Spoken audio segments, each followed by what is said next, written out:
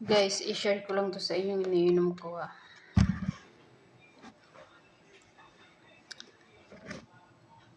Nag-start ako uminom nito nung katapusan Ramadan. Dati, 87 kilos ako.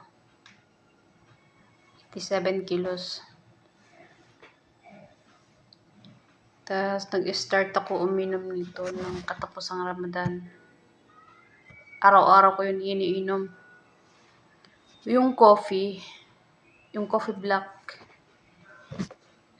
black, at saka kalahating lemon. Pinaghalo ko silang dalawa. Tapos, yun, every morning. Yung wala pang laman ng tiyan ko. Guys, maniwala ko sa hindi ka magugutom nito. Kung dati ako ay sa 87 kilos, ngayon ay nasa 57 kilo ako ngayon.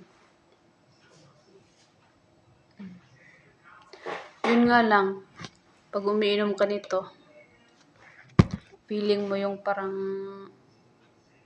nangaano yung yung balat mo. Yung para bang naniluluwag. Tapos nag-skin dry. Pero kung talagang iniisip mo na magda-diet ka, itong gamitin mo. Sureball talaga to. Try nyo is 1 month. Nakikita nyo. Hindi lang 1 month. Hindi siya umabot ng 1 month. Araw-arawin nyo pag-inom.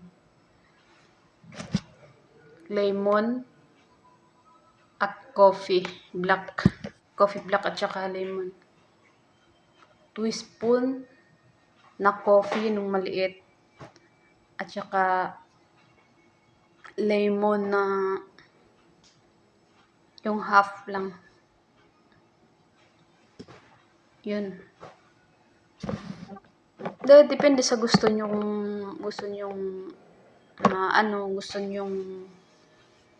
buo. Depende sa panglasa mo. Kung gusto mo yung asim, gusto mo yung sakto lang yung asim, yun. Kasi ako, nagda-diet ako kasi sobrang, yung bang humihingal kapag nagtatrabaho ka.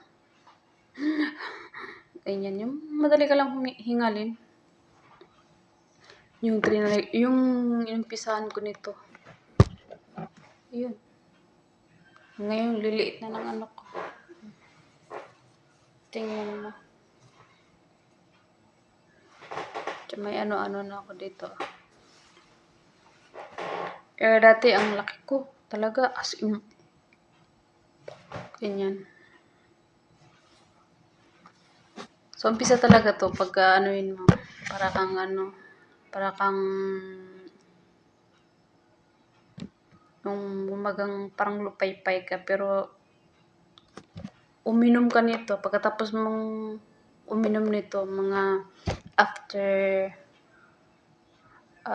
10 minutes, kain ka ng itlog para may lakas ka. Yun lang.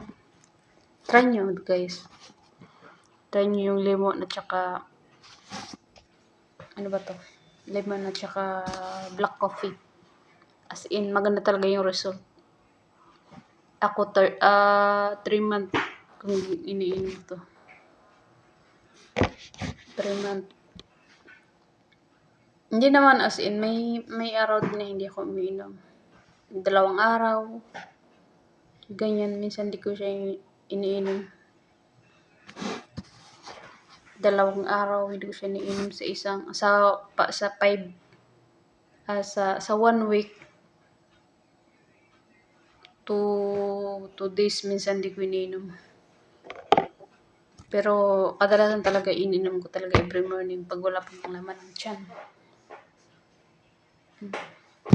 Yun lang.